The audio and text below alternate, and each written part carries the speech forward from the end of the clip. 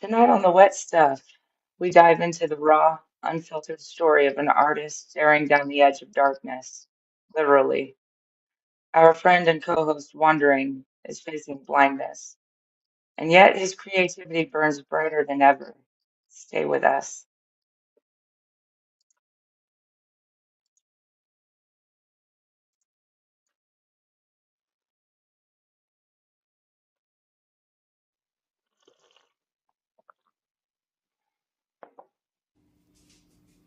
Ever broke down crying crocodile tears and had an epiphany at the same time? Congratulations, you are one of us. Art didn't save me. I did. But art was the knife I used to carve my way out of society's prison. This isn't just about art. It's about freedom. That's way too dramatic.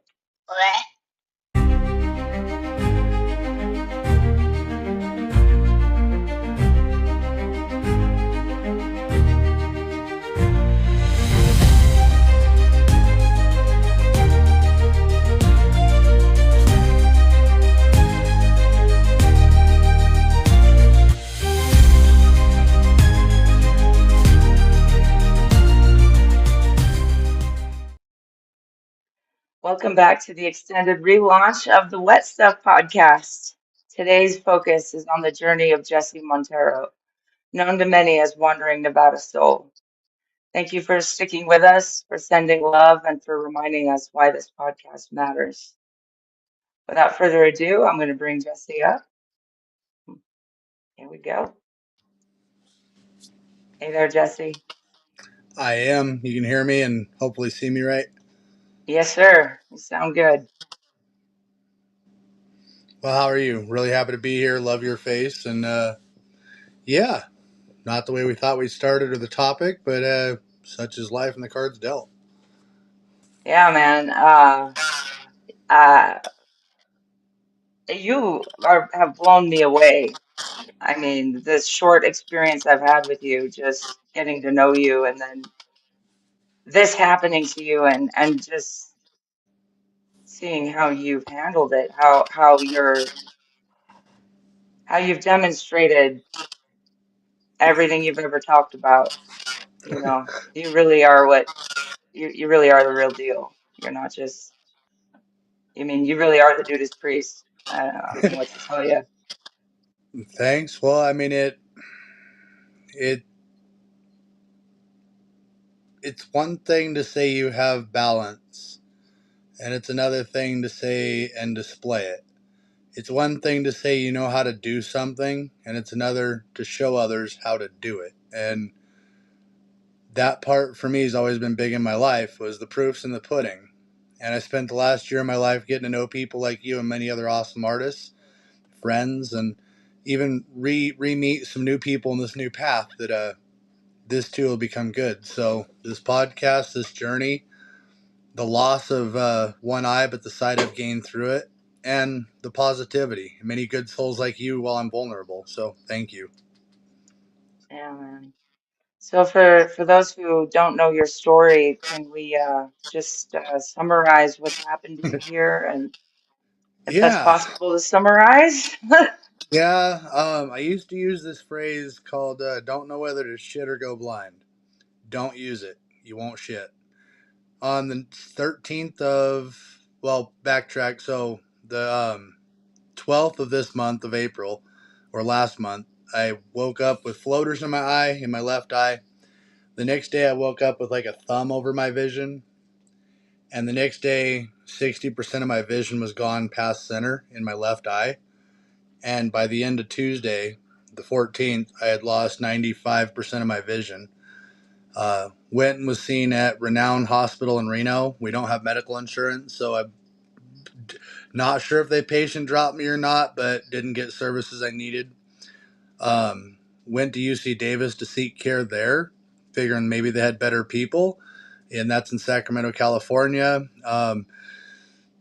I got blessed with the best treatment, and I suggest the eye exam for Guantanamo Bay. I think it would be effective for getting secrets out of people. But I got that eye exam and found out that my right eye had the same condition, at least an idea of it, but the left eye was done. So I'm now 21 days into this ordeal. No medical treatment has been effective or really had.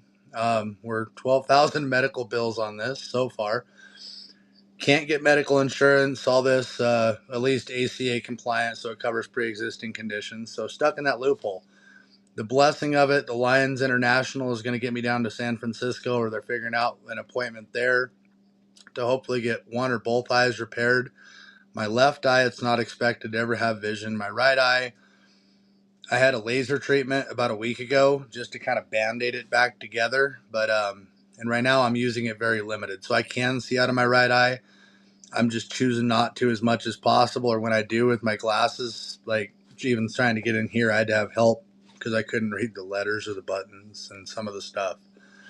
So thank God for autocorrect. And yeah, so the loss of vision, 21 days in, treatments on Monday. Today's Friday, so 3 days we'll have hopefully answers on whether I get surgery immediately on one or both eyes. And what that's going to entail is laying on my face for 7 to 20 days possibly.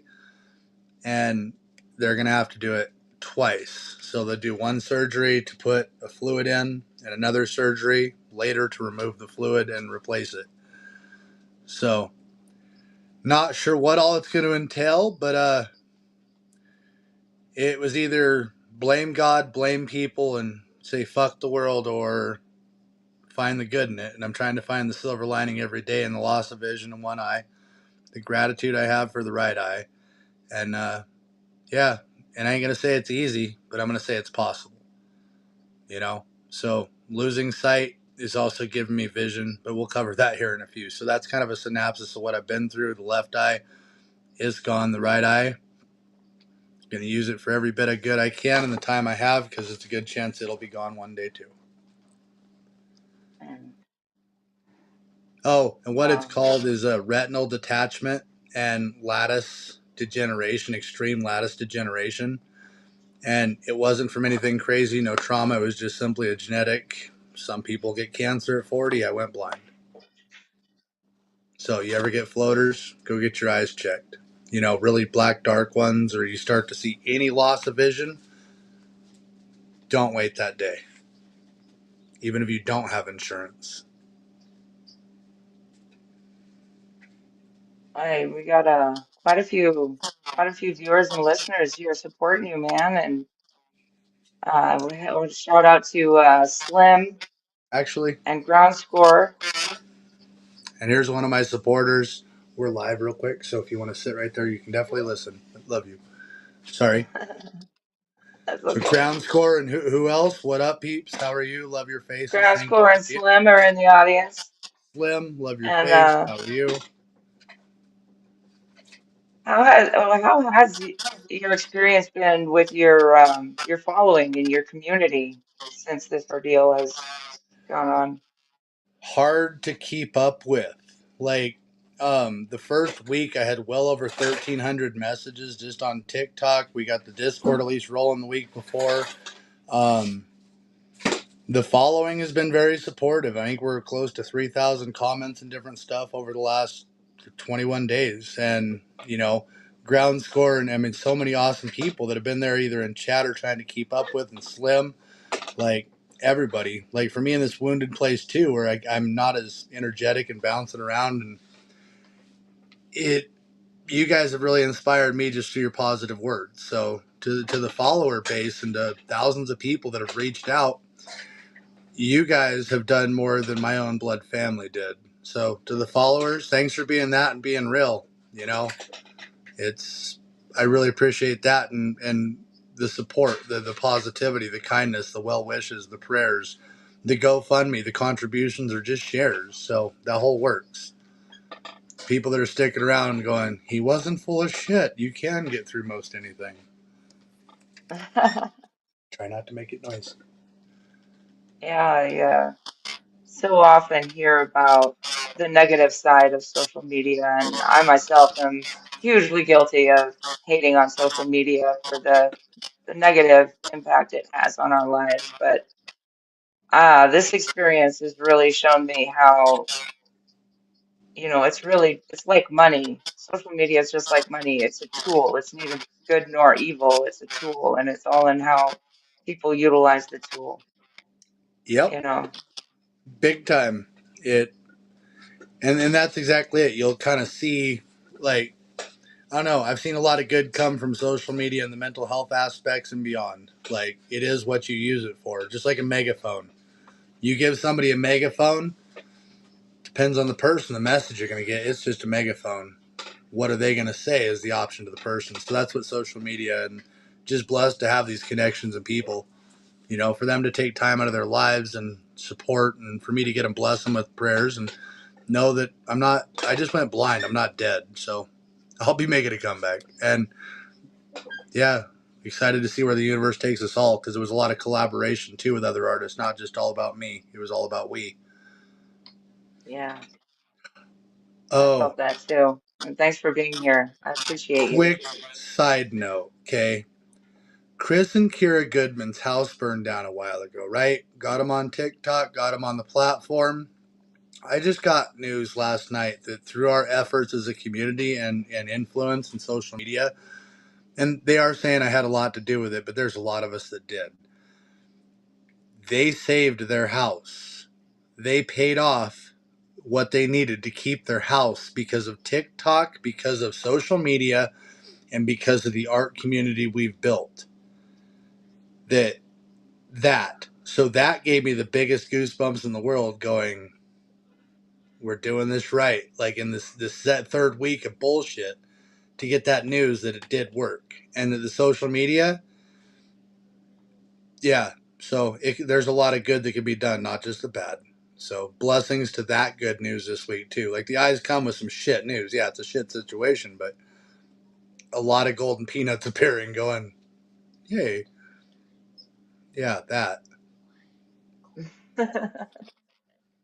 That's amazing. So let's backtrack a little bit and give people a sense of perspective here. What did your art and creativity look like before? Before, so I was doing ambidextrous simultaneous illusions, and I Google impossible and then build them, like pull it off paper. Right now, can't quite grab one, didn't get set up for it, but check some of my other posts, or, Wandering Nevada Soul on TikTok. But a lot of my art was chaotic, and a lot of my art I kind of looked at from a perspective that you could do this with limited vision or limited mobility, or if you had the shakes from a condition, and some of the blessings of art in the smudge. So I learned how to perfectly imperfectly create already. And then when I started doing the six fingers at the same time, drawing with six pencils at the same time, and the painting, I just started painting a little bit before the blindness happened.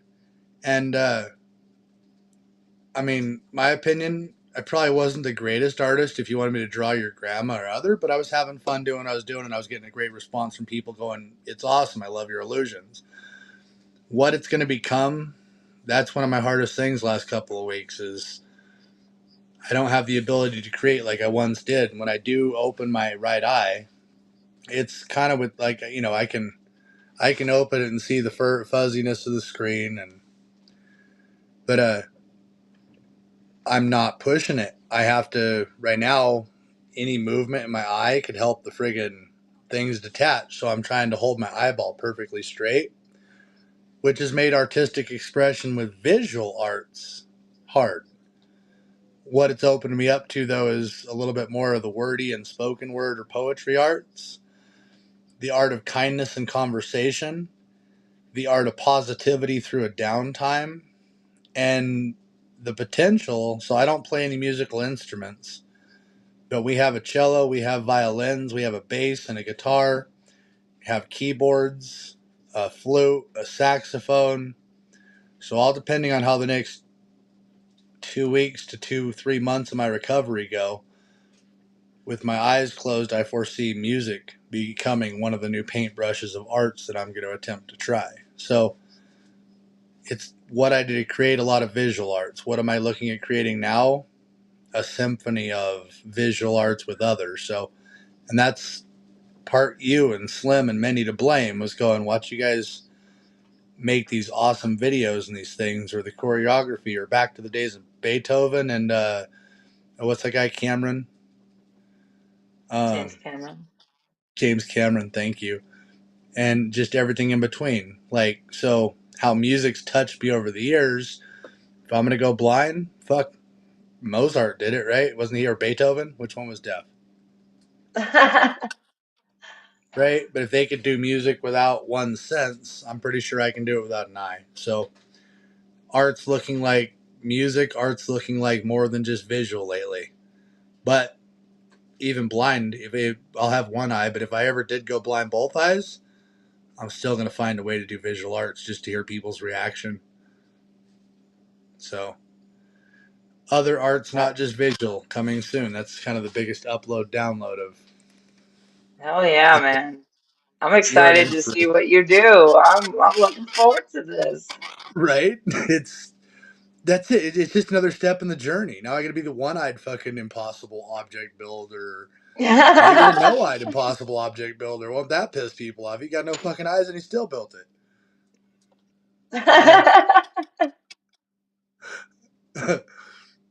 Yeah, I'm excited too. I mean, like I keep telling people and reminding myself, I lost an eye. I didn't die. New merch coming out? Yeah, but did you go blind? Too soon? I was reading something. I'm so sorry.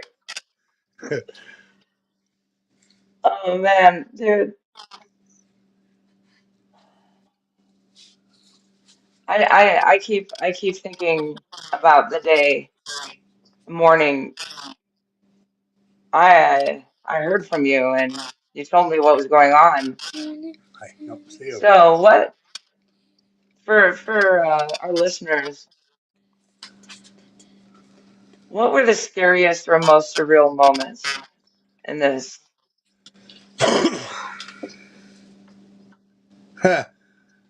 The scariest, most surreal moments were Tuesday getting to the doctor and one having him say, like, asking him straight up, do I have any chance of getting vision back in my eye?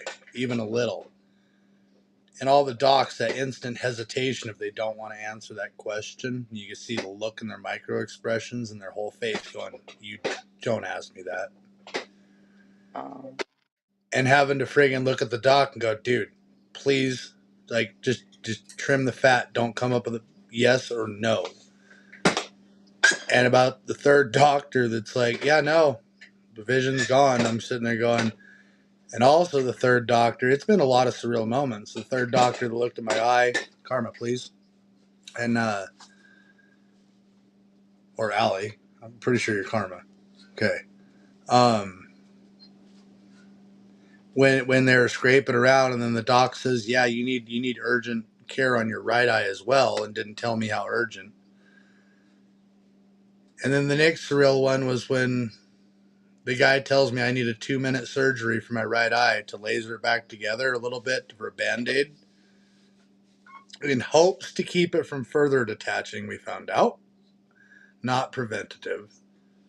And when they told me it was a minute and a half to a 2-minute surgery, and I counted every agonizing minute as the dude played Galaxia as I looked in his request in different directions trying to play tough.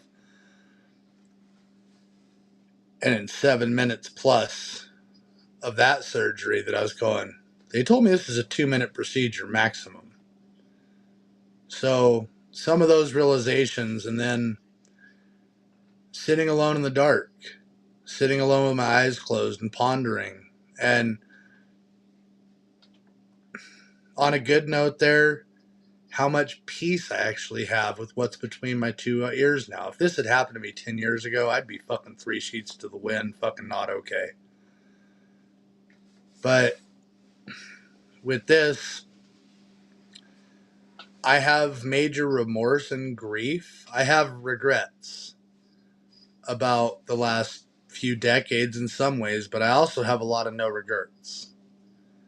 I've done a lot and seen a lot through that eye before it kicked the bucket, and now it just kind of made me have that epiphanical moment of the time I have left on this earth and what I see out of my right eye, and depending on its situation or what I participate in life, I'm going to be fucking careful. I'm going to be really careful. I want to see this little that's over here bouncing around and my other kids at the Grand Canyon or Disneyland one day. But also contemplating going blind and having a risk. I'm not crossing skydiving off my bucket list. So looking at and weighing the options of things I wanted to do, things I'm not going to be able to do anymore, and things that I have hope. I canceled out Wagon Train this year. I won't be helping just a great group of people out. The Highway 50 Wagon Train. But they told me I have my job next year. And if I can still see out of my right eye and tow a trailer safely, I'll tell you this, I'll be there and fucking doing it. So a lot of downs, a lot of epiphanies going, oh, wow, it's gone. But accepting it quickly, too. I don't have to dwell in it. I cried, I grieved. And if it comes up again, I'm sure. I'm about to have one of the most painful procedures, they say. But, and the aftercare is supposed to be just wonderful. But, every day I'm going to learn something new. Right now, the way I have to keep reminding myself is I get to sit in the forest with no eyes and actually listen to, was it making a noise through the tree? Was it the air? Was it the impact? Did the tree make noise as it fell or just when it hit? So now as I don't get to see the tree fall, I get to listen to it. That's the awareness in some of the things. So, and smells. I've gotten some kick on smells lately that I'm going, I could smell the oven turn on from 15 feet away going, it's properly combusting. I used to be able to smell it for free. I mean, I've done fireplaces for 20 years, so of course I know what the fucking smell of proper combustion is. Or have a good idea. I mean, I'm not that good, but so the little tidbits of good that are coming through, every time I have a remorseful moment, I got to find 5 things I'm grateful for in the moment. You know, my left eye's die, the doctor says. Well, my right eye still has vision. And just that attitude of going, well, fuck it, I can't change it. Can I scream at the doc? No, he didn't do it. Can I scream at the wife? No, she didn't hit me in the head with a shovel or a frying pan. It just happened. Can I blame God? No, Daddy's got a plan on this too. Yeah. I I keep nodding my head and doing things visually that I realize now you can't see, instead of I'm a very quiet person. So. That too, yo. The struggle of not being able to see facial or social cues. They've been so like I have CPTSD from my childhood, from bullying and having fucking parents that didn't know what they were doing, in my opinion. But the facial cue things with my CPTSD and neurodivergency, right? Autism, just watching people, and now I'm not able to rely on half of the things that let me friggin' see what I saw in people. Literally, right? Pun intended. Or not. Oh But man. the visual cues, it also gave me an appreciation, though. As artists, it gave me a realization of when I describe my art and there is somebody visually impaired. And I've had plenty of them reach out too. Like, that's a beautiful thing, is I found a community of people that reached out going, hey, I lost this or this. Or so the descriptions of our art as artists, where to a blind person or somebody that never saw, or somebody that has lost their vision in something they've never seen, how elaborately or eloquently we can use vernacular to describe versus it's a pretty girl with a beautiful smile in a Victorian background, how to start to describe Mona Lisa and the tapestry and the golds and the different things and the texture on her skin, the light yellow, amber, and even colors of somebody. So a lot of the realizations there of how much spoken more, but then also to do it on that balance of it's rambling, but I think there's a niche that I haven't seen with visual arts descriptions and visual arts tours for the visually impaired.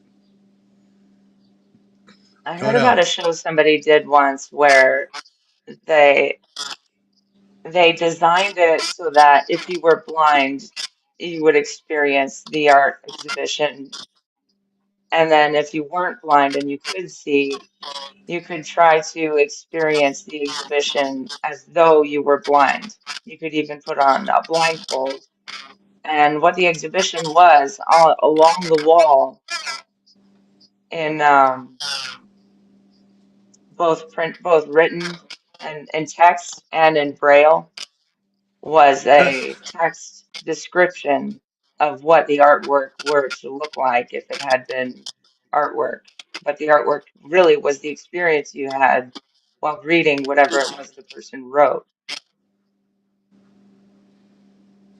Yeah, And I'm they gonna have made to the look into point some. That's that, beautiful. oh yeah, I was at first when I first heard about it, it wasn't described really well, and it was sort of like, oh, they just sort of made up a painting, wrote about it, and put that on the wall. Like without really understanding the depth of what they were, the point they were making. Hmm. There was Yeah. image. There was a blind author. She's an author. I think she's still alive. She's a teacher. I can't remember her name though. But I love her writing. And in an interview with her, she talked about how funny it is to talk to people who can see versus people who are at least familiar with communicating with people who can't see, because they'll both give this a description of the same event. You hand them a photograph and they ask you, what's it a picture of? And you say, oh, it's a pretty girl walking across the street. And you hand the picture to someone else and you ask them, what is this a picture of? And they say, oh, so it's a tall woman with long blonde hair blowing in the wind. Looks cold because the wind's really carrying her long hair pretty hard. The street is full of traffic, so there's a sense of anxiety while she's passing these cars. She has a heavy coat on. It looks like a fashion uh, advertisement. They'll give more context. Yep. Oh, Karma, you're right. All right. Yeah. It.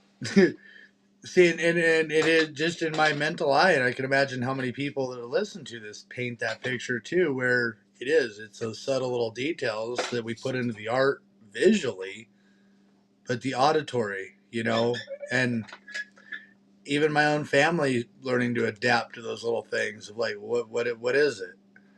Or, you know, while I take this hiatus and, maintain closing my right eye by will for abstinence of using and longevity, but their descriptions or just subtle things like the wife going, hey, look at this picture of this meme, or the daughter, and and I'm like, yeah, right. I wish I could. So it's adapting to that. My eyes have been open to what it is to be eyes closed, and how important those things are. That,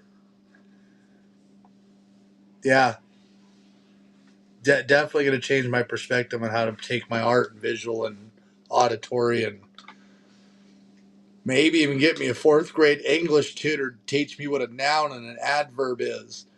My Yeah, that. Yeah. um, we have a comment from Ground Score.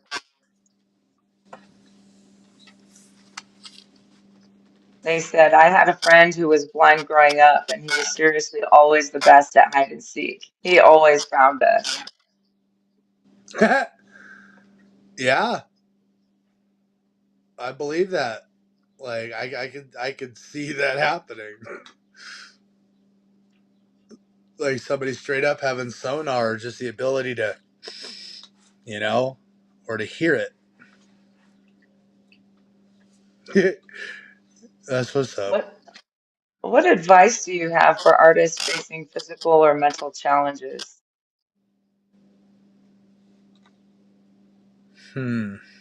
That's a big one. So I've found, honestly, the same mental challenges are the same without vision as they were with, but it's definitely compiled more on. Like the physical limitations thing, one, definitely by all means, allow yourself time to grieve. Allow yourself time to be not okay if it's something that comes up in the present, right? Like that whole portion. I did not know years ago. I was not raised with the knowledge of it's okay to not be okay. It was always pray, make it better, make it fast. Or not, or just accept it, right? The understanding your limitations in your diagnosis. And then two, praying to God you have a support network around you, good people that you can pick up the phone or people that care. How grateful I am to realize why that is now. With your physical limitations, or mental limitations. One of my most profound friends, Justin, right? The man's like a mentor. Not like is. He told me once, what gives you the right to be the only sick person in the world? What gives you the right to be the only unhealthy person in the world? And it was that made me change my perspective of going, wait, I have PTSD, I have trauma, but so do many others.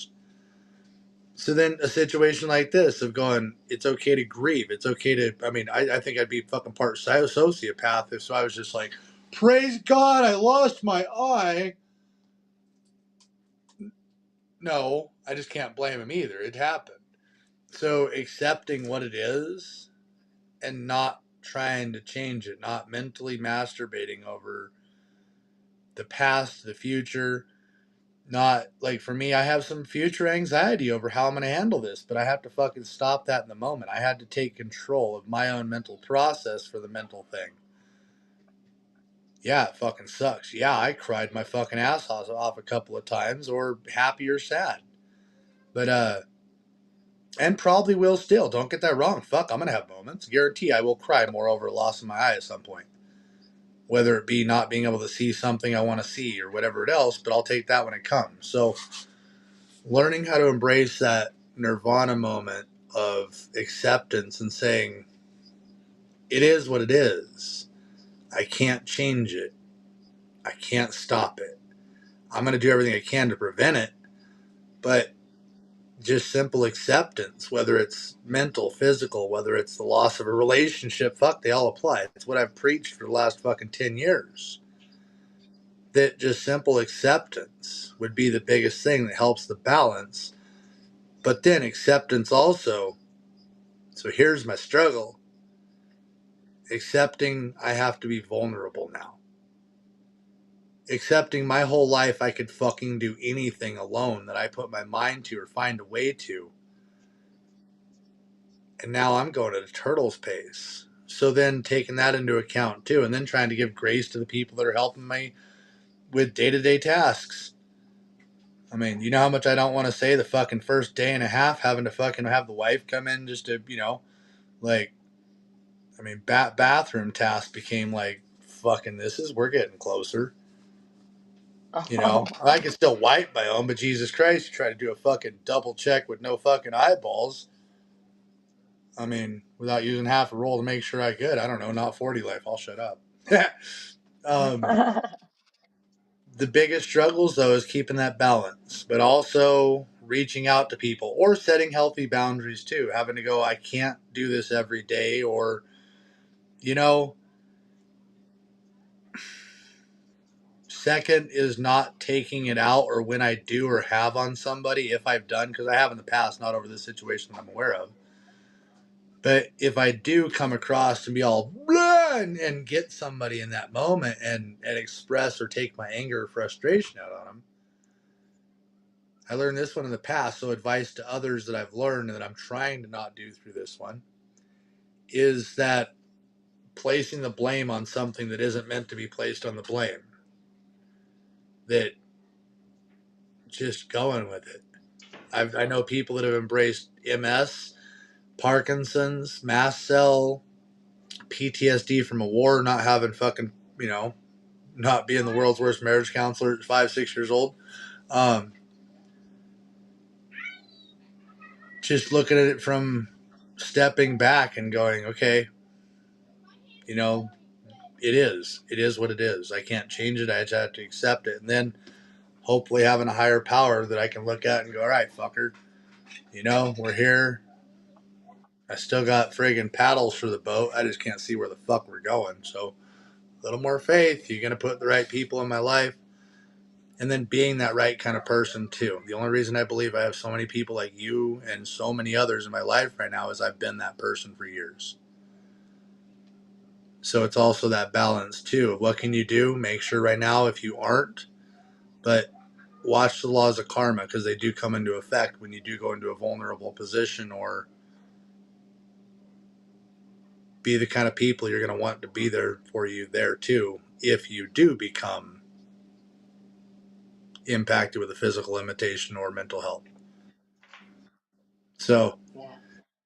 check yourself before you're going to wreck yourself. Pick up that phone when it's fucking heavy. 2 weeks ago, I called 988. I ain't ashamed to say it because they do God's work. Mental health isn't something to be afraid of. It just simply means you had your beans checked, friggin' live life with a few less problems, hopefully. I've called that number in my life before.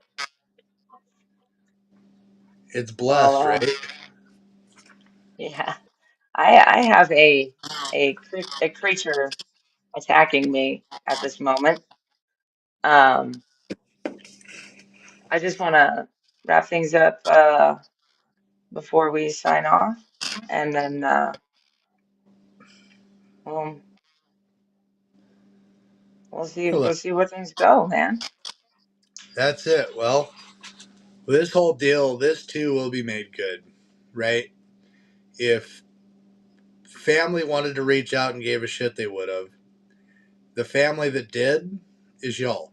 The ones that I haven't met yet that might hear this in the future, or the ones that not, but we do become,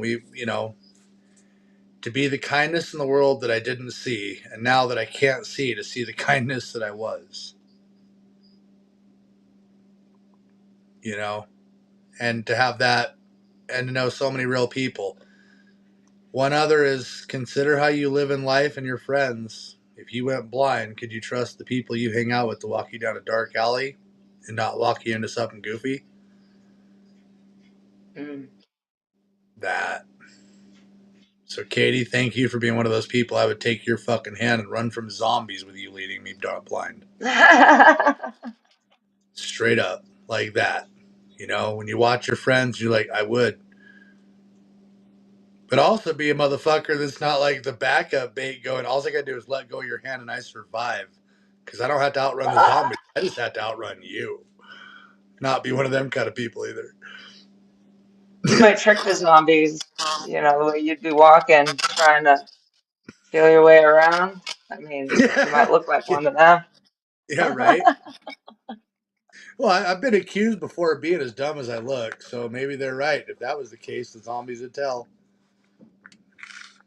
Yeah. Yeah. Oh No. man. Well, thank I you. love your Thank you face. so much for sharing, man.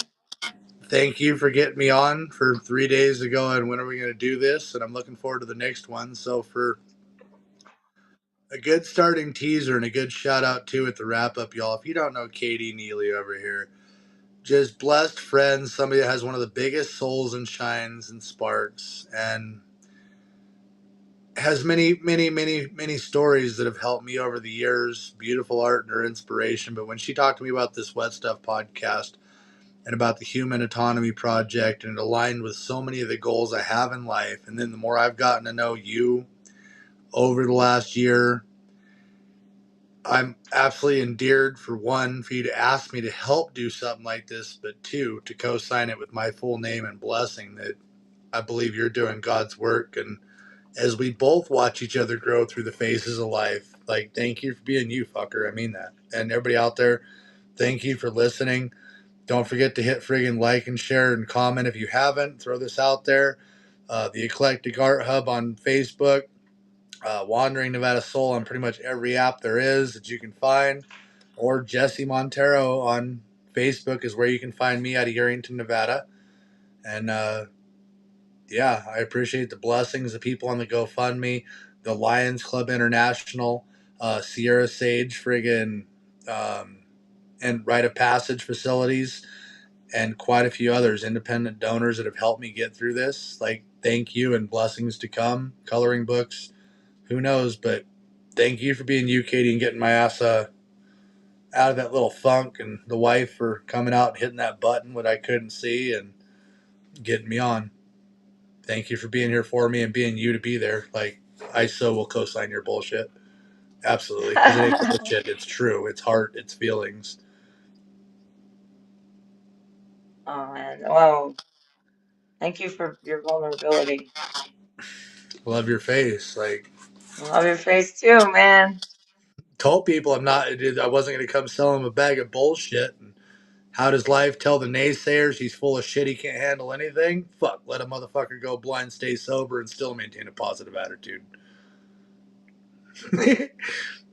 I look at Yeah, life and go, do you want yeah. a hug or do I flip you off now? What are we doing here? I found good in it. Fuck that.